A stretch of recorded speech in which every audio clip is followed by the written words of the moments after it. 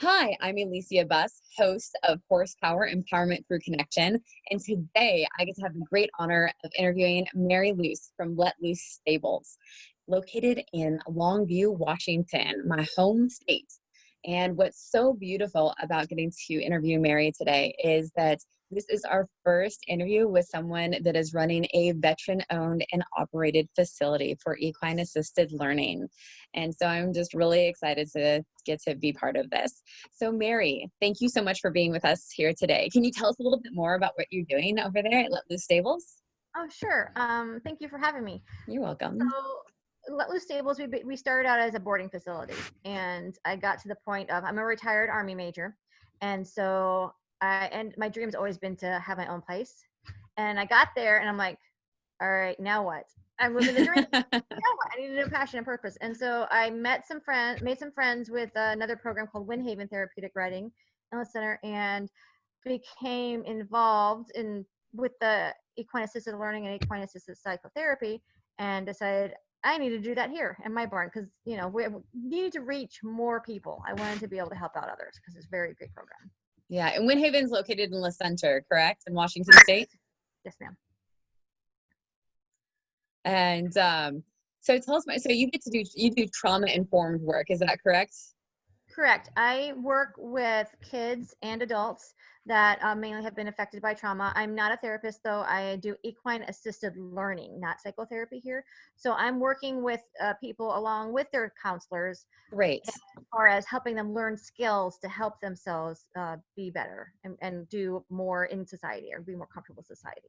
That's fantastic. So you focus a lot on the social, emotional, and behavioral aspects of learning. Correct. Yes. Lovely. And so with the working with the counselors, so they bill the insurance companies, Well, or no, is it just all cash for when you partner with them? it's right now it's all cash. It's kind of separate. I don't necessarily work directly with their counselors. Usually their counselors will refer them to me Gotcha. as someone who's been working on it. And then I don't accept insurance right now at my place. I do once it gets started. The state has a developmental disabilities program called specialized habilitation, and so with that I'll be able to at least we can use state insurance. But other than that, yeah, everything's Interesting. cash or I barter and work with 501c3s if they want to help pay for somebody to come participate in the program. That's really cool. It's so nice because when counselors refer to us, we get to do like the scaffolding aspects, right? And if anything comes up that's too traumatic that needs to be handled by a counselor, then we get to refer back to them or refer to another counselor so that we can stay within our scope of practice. Correct.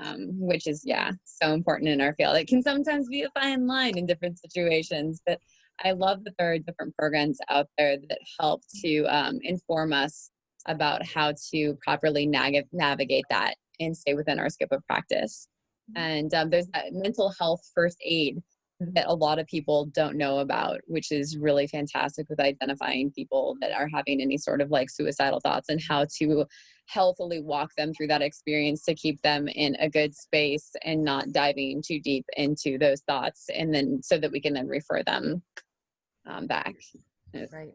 Yeah. And so it was so great. We were actually talking to Shannon Knapp, who gets to be next on our interview list from Horse Sense of the Carolinas. It's really cool. She provides amazing Zoom classes. And like Shannon, you also focus on the natural lifemanship aspect of things. I do. I really love the Benitas and Tim Job's program with natural lifemanship and how, because I started out with a natural horsemanship background. So my, Like Pirelli? not really Pirelli, more like John Lyons and Richard Oh, Strait. yeah. Yeah. John Lyons and Rupert Strait.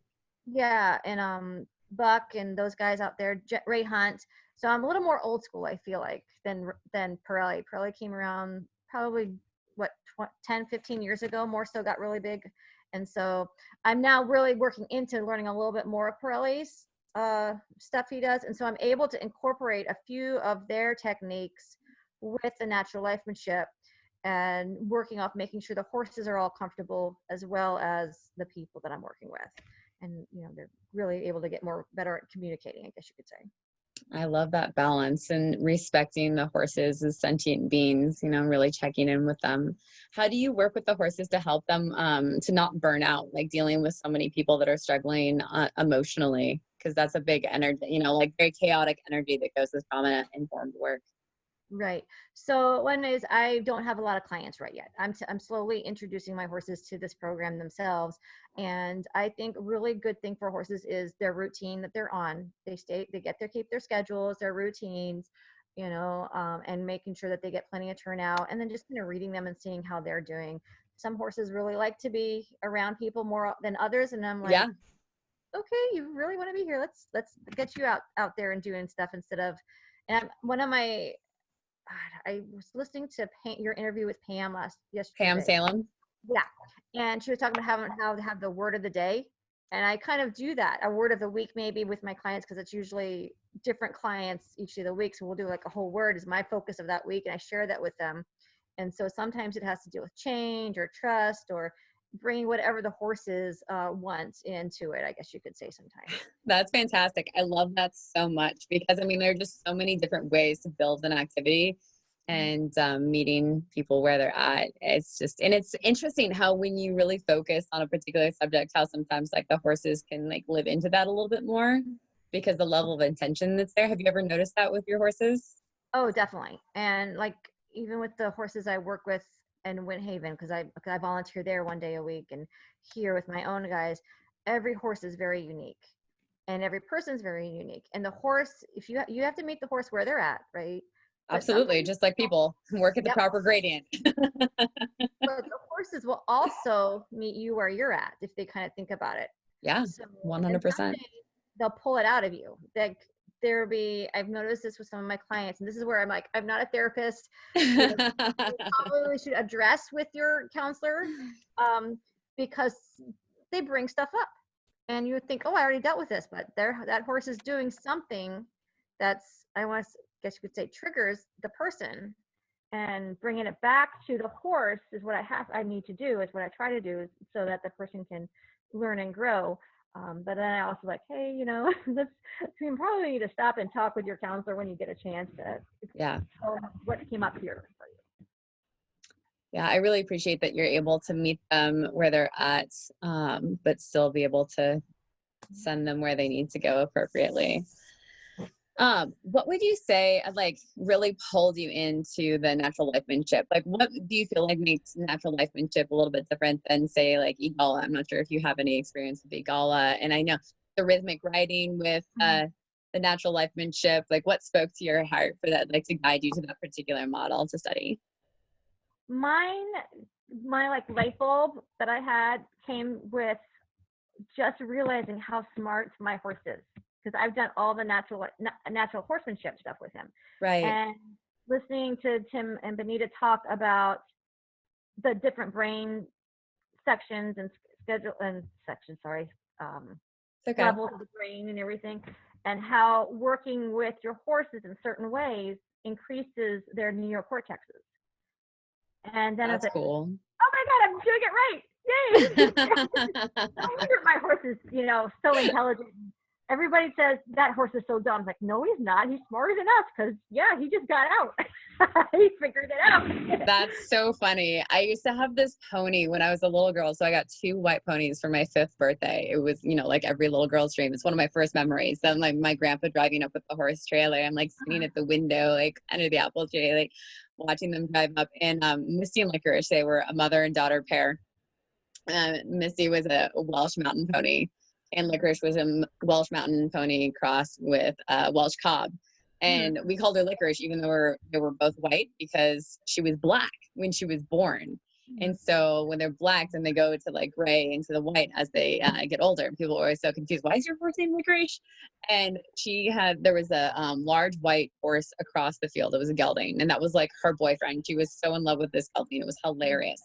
And she would like suck in her tummy and like shimmy underneath the fence line. I've never seen another horse or pony do it in my whole life, but it was just so funny how she made her belly so skinny.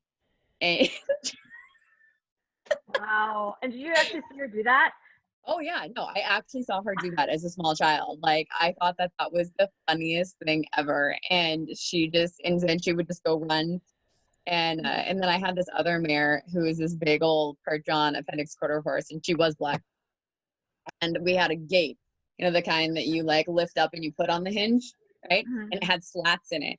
And so she'd stick her head through the slats and then lift it up and like carefully lay it down on the ground and then let her and all the other horses out. One time I get this call from my neighbor and he's like, your horses are out. And so we had to like running through the neighbor's gardens, causing I had to come back home from work. Oh my goodness gracious. It was so funny. And they were on this main busy road. Right. And so we're out there like corralling them with cars on either side to block the road to try and catch them. And we caught them just in the nick of time before the sheriff in our small town showed up. And we're like, everything's fine. Oh my gosh. Wow. That's much more scarier than any of mine so far. So, I have I had lots of funny horse stories. a Not horse Percheron. stories. God, a Percheron with a foal. We were babysitting, basically. She was staying with us at a farm in Virginia on the New River. Uh-huh. And the field that we had was butted up against the river. And so we didn't have a fence in the river, basically, so they could go and drink or whatever. She took her baby out into the middle. And it was like they were trying to head home. And I was like, wait. So I had You're to like, go come back. Come. I had to wade out into the New River and just had to, because it's freezing, and bring her back in. I was like, dude. That's super funny. Yeah. Yeah, horses are interesting creatures sometimes. Yeah. Sometimes, oh, all right. Well, wonderful. I love story times for sure. We'll go back on track. So some of the different populations you serve. So obviously you serve veterans, correct? I do a little bit. Oh, WindHaven does it the most, and I'm just starting out with the veteran population here. Mostly I'm serving children because they're really in my area. I think they're the highest need. So with what we got going. So I what's have the two. age range? Right now I've got between 7 and 13. Between 7 and 13. What are the different things that you see them struggling with the most? Confidence, and self-advocacy. That's a big one Uh, for a lot of people. Yeah, regardless of age. Especially like my 13-year-old. He's very much like, I can do it. Let me do it, and just go off and do it. And and obviously he's going to fail, or he's going to have a oopsies, I can't do it moment, but he doesn't want to ask for help. Right. So I'm trying to coach him a little bit. Say, okay, what happens next? What's your problem solving this? If we get to this certain spot, what do you need to do? Yeah. He's like, oh, ask for help. Like, yeah, that's what I'm here for. That's what we're all, there are Right. people around. So it's a lot of that type of thing. They want to be on the horses more. So I'm trying to figure out a way to, because a lot of the stuff we're doing, especially in the beginning, is all the on the ground horsemanship stuff. And everyone's like, I want to ride a race. But guys, we have to learn the little things first. We have to build trust with our horses first, Yeah. and you really think this horse is trusting you right now, the way they're acting. So yeah, no, it's one of those things that life learns. And then with my adults that I have, some of them are, again, building their own self-confidence is one thing, is really big for them. Yeah. Being able to learn how to self-regulate that they didn't know about, or even like Emotional regulation. Yeah. emotional regulation or co-regulation. I mean, it was Yeah. interesting how, I think it was Shannon that talked about it, of where we really aren't doing self-regulation work. We're co-regulating because it was only when we were babies that we had somebody else helping us to regulate, right? Co-regulating. And so we're always going back to those memories of how we were safe and feeling loved back then, when our emotions are arising all the time. So we're kind of building new co-regulation skills and memories for everybody, I guess you could say. Interesting. Yeah, that was fun. And then so that's big for them. And then some of them just want to learn, horse skills. So, but I think a lot of it goes back to, okay, look at yourself. The horse is reacting off of you, Yeah. not the other way around. And so that's how do you build trust and how do you build relationships? We had a lot of people in the veterans world, yeah, that were always like, the horse doesn't like me, the horse doesn't like me, whenever we'd introduce them or try to get them to do something. And it's like, it's not, horses don't like or dislike. They weren't building trust. Do they trust you or not? What are you doing that's causing them to either trust you or not trust you? So that was that's been big for them too, to learn. Yeah, absolutely.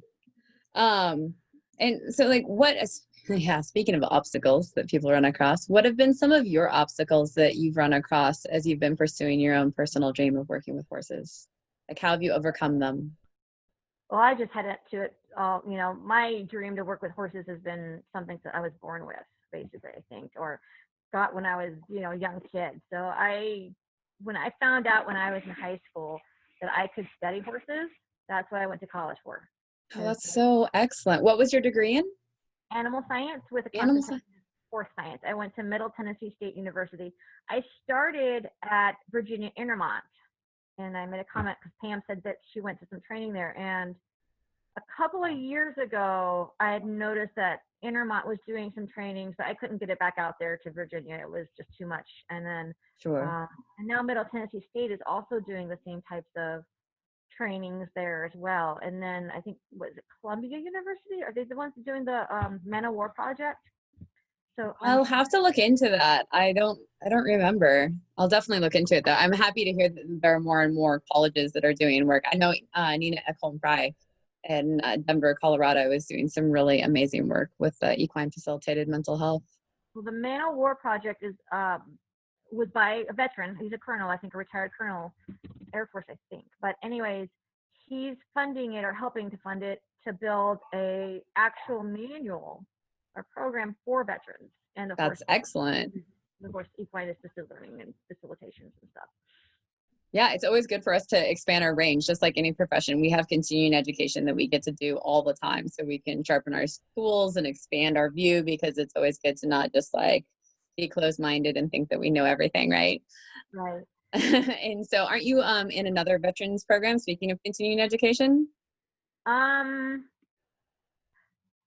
Not really. I mean, you talking about the military horse sense program I'm Yeah. doing? Okay, sorry. Yeah, well, it ends on next Tuesday is our last day. It's actually, so when you're working with any type of different population, you need to learn about their culture. And Right. I am a veteran, so, what else can I learn about veterans? I'm actually learning quite a bit. And That's even cool. I want to expand into first responders. And so that's my next step, is learning about their culture. So I can maybe bring in some of the first responders here, because this is all trauma for us, all this, what's going on in the world right now. So I just want to be able to help them too. And then I've got my master's degree is in special education. So I kind of feel like I'm getting into that. I've got a pretty good handle on the culture of the kids. A lot. Yeah. And don't you also work with people that have had traumatic brain injuries? Through WindHaven, we have had a few TBIs, but not too many yet. And that's just mainly they're referred to us from the VA. Sorry. But how long have you been in practice again for your business? Like we've all been new at some point in our lives. So my business started this year as far as expanding to EAL. I've been working with WindHaven since 2017. So right now I'm still a baby. We're just getting started. Hey, we all start somewhere, and just because we're new doesn't mean that like don't have something incredible to offer people. Mm-hmm. That's the beautiful thing about the work, and like how the horses step into it. They're just like, well, we've lived our whole lives. You're still learning. You can't. One of those things, if you stop learning, that's when you start dying, I think. Yeah, it's true. Stagnation is death, both mentally and physically, 100%. Just like comparison is. Anytime we compare ourselves to another person, it's a terrible thing to do, because we all have our own personal life story that informs us, and just people get to things at different rates, and it's important to just not judge yourself, be compassionate and patient and have grace with the process. I think it's important to remember for all of us. So can you share a couple of beautiful success stories with us this afternoon?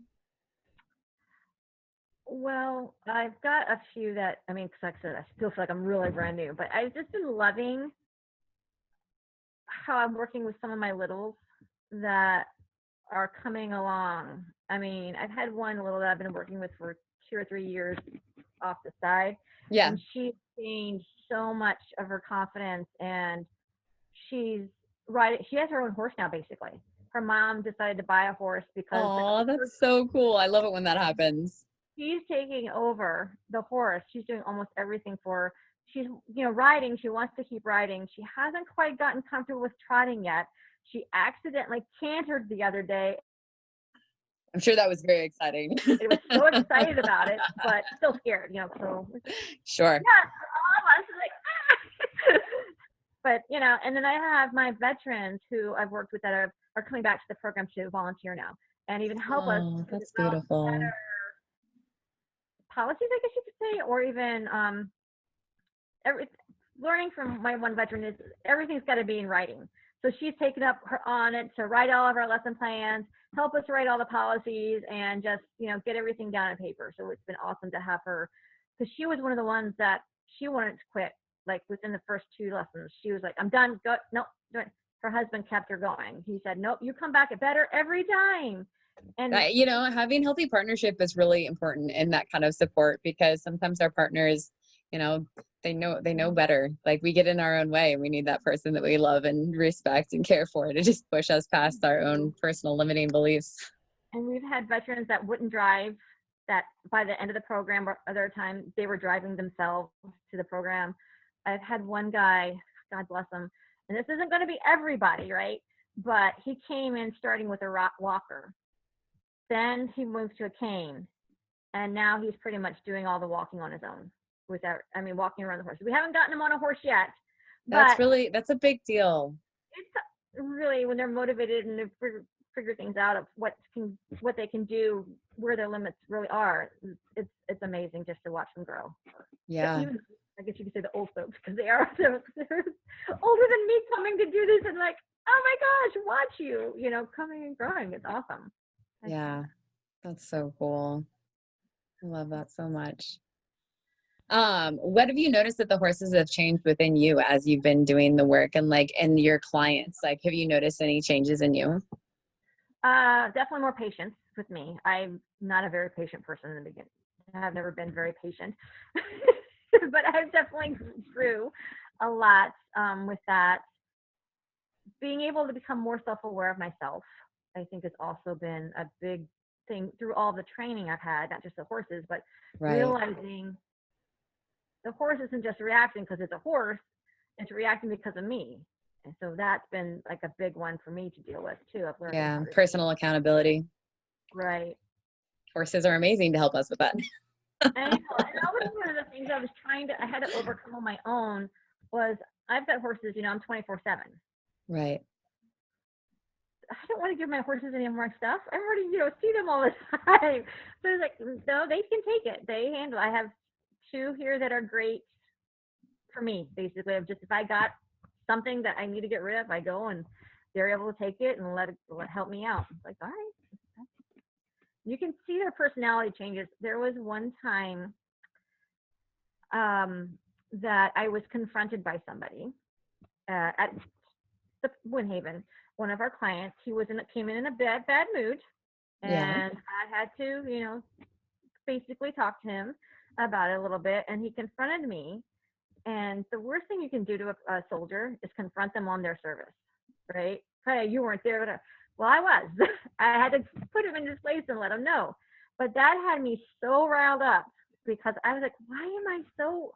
So I went and I talked to our big stallion we had at the time, because I usually only talk to the stallions because they're the ones that can handle my stuff half the time. And the stallion was perfectly still for me. He's never perfectly still, but he would just sit there and he let me rub on him and touch him and just, give it what I needed to do. And I just had to, say, you know what, it's okay. And then when I got back to being more of myself instead of this angry, I like to call my anger has got a name. I call it Crabby Abby. When I'm in that mood, that's where I become. So when I felt that I'm back to being just Mary, he started being his own obnoxious self again. So it was like, all right, now, thank you, buddy. Now he's like, you used me for what you need. Now go back out and do your work, Mary. So Yeah, I feel like it's we partner with them, you know, and like not so much of like the using, but like the partnership and then like the grounding, right? So I feel like we sometimes we get so we get used to our terminology, right? yes. And so though it's always a nice reminder of how generalized we've often become in life. Just, you know, and just being like, no, like you didn't use him, you partnered with him. Together you guys grounded because he was Right. still with you, Yeah. right? And it was just this beautiful thing that together you guys got to be there. And just like when we listen to our friends, Right. if a friend calls you and they're all riled up and you listen, you're a sounding board, and then they give you a hug and you breathe. Yeah, And exactly. That's pretty yeah, and it's just, they just happen to be in animal form instead of human form, and they're still your friends in that experience. And it's just a really beautiful thing. Like, we're really lucky because yeah. we work with other people, but we do the work ourselves, Mm-hmm. you know, and I think it's really important for us to do the work. Yeah. Because we're still human, you know, like we're still gonna have off days, no matter how well we do it. Coaching somebody, you know, like the life coaching I do, or the equine assisted learning work and trauma informed, like we have to do the work so we can stay in the best space that we can Mm-hmm. for our people, right? Right. And we have to be more grounded because the kind of work that they do, like that energy is not only with our horses, right? But we have to be grounded so that we don't take that on as well, right? Because we Yeah. have to regulate to be there for that person. Sometimes we need to use that with our clients too. Oh, this is happening to me, right? Well, what's happening? Could it be happening to you as well? And to kind of share our experience with them as well as sort of helping them realize or come to an answer, I guess you could say, for what they're thinking or going on, what's going on in their lives. Yeah, I think sharing our story in an authentic manner is really important, and being vulnerable, because by being vulnerable with other people, it makes them feel safer to get to be themselves, you know, and step into that vulnerable space where the transition needs to happen, right? Because so many people get stuck in that space of feeling judged.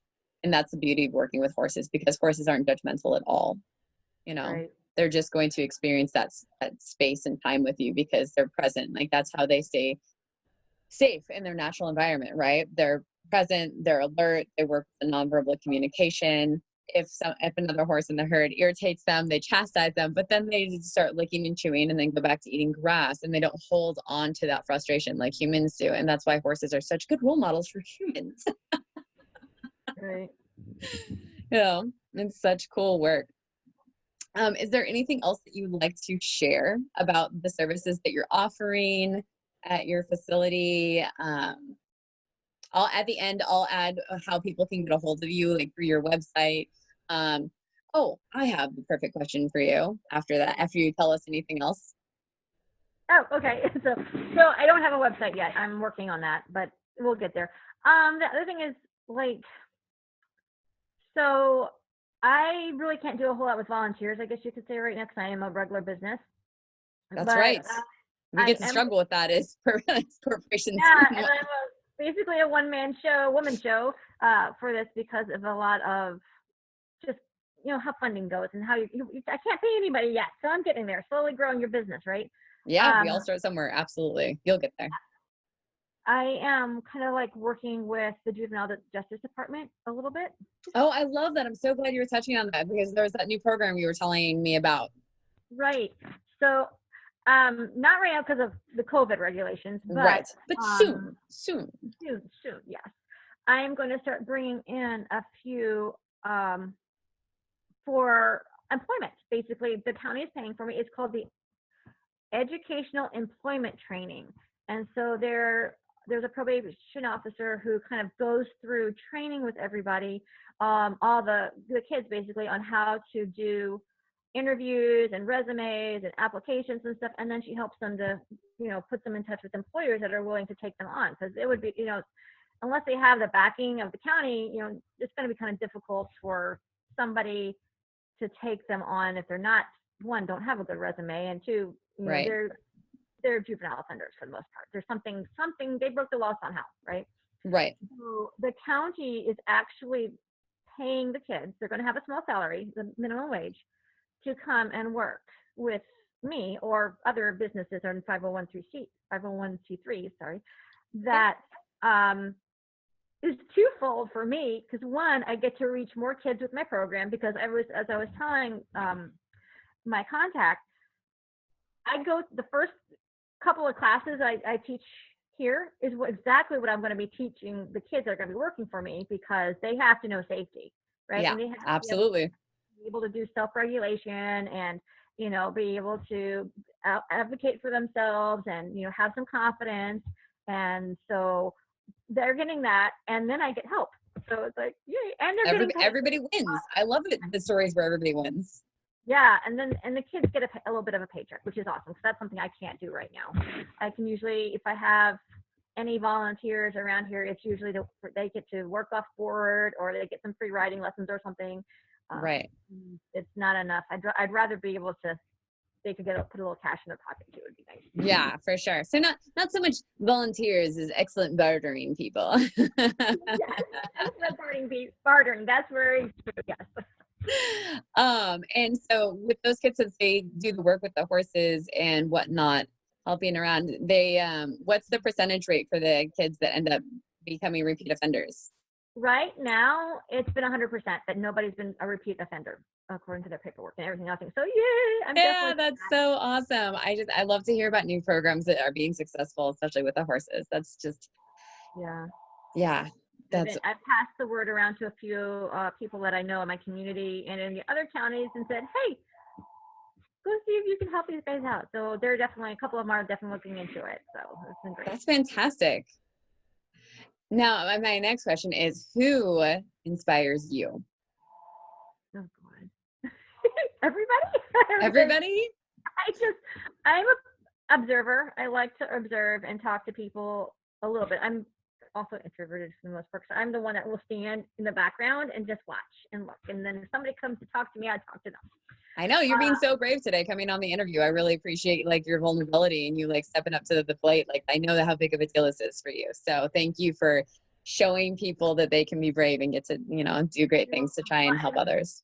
I'm also the one of those that always looks at a person and like, okay, am I learning a lesson to follow or not follow? That's a really good point. An example of what to do or not to do. So that's kind of where I'm at too with that. But I have a lot of my family, my military family, even the guys and girls at WindHaven, you know, they've been They'll great. inspire you.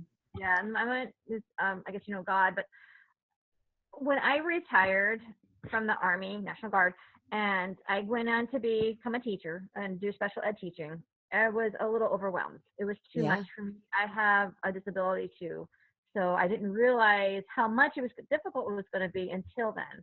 So then I had a period of time, because I had to stop working full time, of, well, what's next? And like I was telling you, I was already living my dream of having a barn and house and family, and what's next. And then I finally, I'd already heard about the therapeutic programs out there, but nobody was close to me. Right. And so in 2017, I went to one of our horse conferences, fairs. I don't remember what it's called here in Washington State. It's like an expo where. Oh yeah, I mean, we have so many. I'm like, I don't know which one. Yeah, I know. Washington State Horse Expo. Yeah, probably that one. Field in Vancouver, and because I'd already heard about the guys, the RTR up in over by the Lewis, and JBLM up there. They have a big program, but it was just too far away for me. I did that commute for 7 years, an hour and a half away. So like, I don't think so, not including traffic. But then I've met the guys at WindHaven at the expo, and they were in the center. I was like, oh, I could definitely, you know, you guys are here, and so they offered to hook me up with the training I needed. They loved my background. I thought I was just going to be a horse leader at the very beginning. Yeah. But once they learned I was an instructor. I also was doing pony club and 4-H at the time. They're like, oh no, you need to be teaching these people what to do. But like, what? You're like, I wasn't ready mentally for that experience, that offer. But you stepped up and you did it anyways, right? Yeah, that's really you confronted your fear and you got to help other people and yourself. Yep. And that's awesome. what I'm all about now, is just sharing my knowledge. That's what my purpose is. Let me share with you how to do stuff, I guess. That's beautiful. Living your soul's purpose. Everybody gets to strive for, right? Yep. Anybody can get it, with enough like work and introspection and level of confront, right? Like anybody can live their dreams. But oftentimes, you have to learn more about yourself to figure out exactly what that is. Very true. Yeah. To peel back the layers of the onion. Sometimes it's hard to look at yourself, or look into it. Well, what is that? So whenever, I don't remember what it's called or what the things are, but when they tell you to look at yourself and you'll figure it out. Like, wait, what if something's in there, or what if there's the dark's in there that you don't want to have to go into, but you got to address that. So. Oh yeah, no, I have a phrase that I love to tell people. It's that you have to dance with your shadow to play in the light. Oh, that's cool. That's fun. And I love it. So don't ever look at it. I'm not doing any demonstrations, but that's one of my fun things. Dancing. What's one of your fun things? Dancing, just to dance. Dancing. Oh yeah, me too. I love dancing. I miss it so much. I used to dance salsa, like in freestyle to hip hop and techno, and dance tango in my 20s for like 10 years. I danced 3 to 5 nights a week for like 5 hours a night. Oh my gosh. It was like my soul experience. I would be walking down I'd park in Seattle on Capitol Hill, and I'd start walking to Century Ballroom, which was like my sanctuary. And I had been homeless a couple times in my life, and I would like not eat one meal a day so that I had money to go to the dance club. And I'd be in my truck and I'd go and I'd start walking, and all the stress of my life would just like disappear. And I had been going to massage school and stuff initially, and I'd hear the music, and then everything would just fade away. And so for those 5 hours, like nothing else mattered. I was just beautifully there, present in my body, and like dancing with that person, and like nothing else mattered. And that's why I love dancing. It's a pure expression, and it's like connection to spirit sometimes. Precious. Yeah. But I'm glad that what kind of dance do you love doing? I just like moving to the beat. I used to do a lot of line dancing. And, that sounds fun. Oh yeah, when I was a kid, because I did a lot of dancing in my high school years, because my mom worked for I guess you could call it a resort, and so we'd go all the time. They'd do line dancing classes, and my aunt and uncle were teaching at the time there. And then we'd go out and do stuff with them. But once I went to college, I didn't go out as much, so I was just dancing in my own home. That's where I do it. Or if I hear good music, I like to embarrass my son every now and then. I dance in the car, or. That's so funny. How old is he now? He's 17. So about to go off to college himself, I bet. Gosh, that's probably been interesting for you guys, like him not being able to go to school during COVID. Oh yeah, it's trying. He struggles with a few things, so yeah, I guess he'd be kind of trying at times. Yeah. At least you guys have the horses to help like have an outlet for everybody in the house, right? If they were only interested, I'm the only one interested in the horse part. Everybody else, I get them involved in all the mechanics and the building and that sort of thing usually. But going out and messing with the horses, neither one of them. I did make him, when he was 10, take a few riding lessons with a friend of mine, so that he could at least know how to interact and help out when I needed him to. So you're here, you're with us, going to know how to learn how to work with a horse. So he did that for me, and I think that really helped him too. But well, that's cool. It's good to know. I mean, that's just kind of like with us with businesses. Like a client comes in to see us, and we're just like, you have something going on with you that might be served by one of my other colleagues, and just like personality wise and everything else, and just honoring the whole person, right, and their journey, and that we get to work with the people that we're meant to in their journey, and that we get to honor that like we have a gift, and our friends and our colleagues have gifts that can serve people, and that adds like helping the whole world. We get to have that abundance mindset to be like, I don't need to try and like fit a square peg in a round hole. Like, I can send you to somebody else. Right, exactly. And it's also one of the things of you get to talk to somebody else instead of mom all the time. Which I think for parents is awesome. Just because mom says, to do something doesn't mean, oh my gosh, you mean she said the same exact thing? That's so weird. I know, right? It's like there's a universal truth or something. Strange. I know.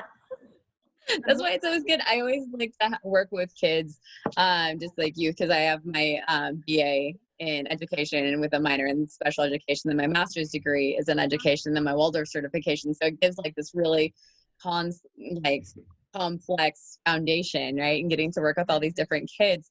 And it's always funny to me because parents are just like, oh my gosh.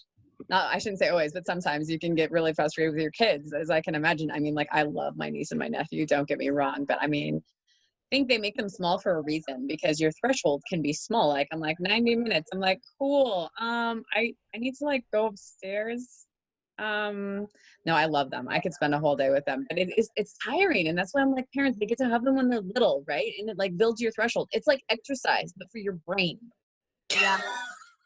I got my kid when he was 9, so he came around and totally changed our life. And we figured, adopting someone who's a little older wouldn't be such a change to our lifestyle, I guess you could say, because we're I guess almost 40, 30, we're in our late 30s anyhow when we adopted him, and he taught me a lot about how I need to quit being set in my ways about stuff. I love that you were open to being able to grow. And this is the mark of a really courageous and wonderful human being, and especially to do so for a child, and I just think it's so beautiful that you and your husband were in a space within your hearts to be interested in adopting a child, and also a child that was a little bit older, because so many people tend to seem to want to have children that are like infants, right? Or just a couple of years old. And so that's bless your heart for that. Yeah, we were selfish. My husband did not want to have to get up in the middle of the night and do feedings. Is that really selfish or just self-aware? Self-aware, yes. I feel like there's a difference. Yeah, because oh well, we missed the baby years, but that's okay. He needed us. My son really needed us. So. Yeah, everything happens for a reason, right? Like, in what a blessing that you guys all got to come together, and he gets to teach you guys things as well as you teaching him, and be there as a family. Thank goodness. But yeah, have you started thinking about like working at all, like connecting with the adoption services and fosters to bring kids in to do the work with the horses? Yes, actually, I have, and that's kind of one of the next steps. Is I last week I sent an information paper out to pretty much everyone I talked with so far locally, and so but now I'm ready to. I need to go ahead and start doing that again and take it to the foster or DSHS other programs besides the ones I'm already working with, to let them know, hey, I'm here, and I'm available now, and we're definitely taking clients. Yeah, and so I reached out with our chaplain. It's called the Cowlitz County Chaplaincy.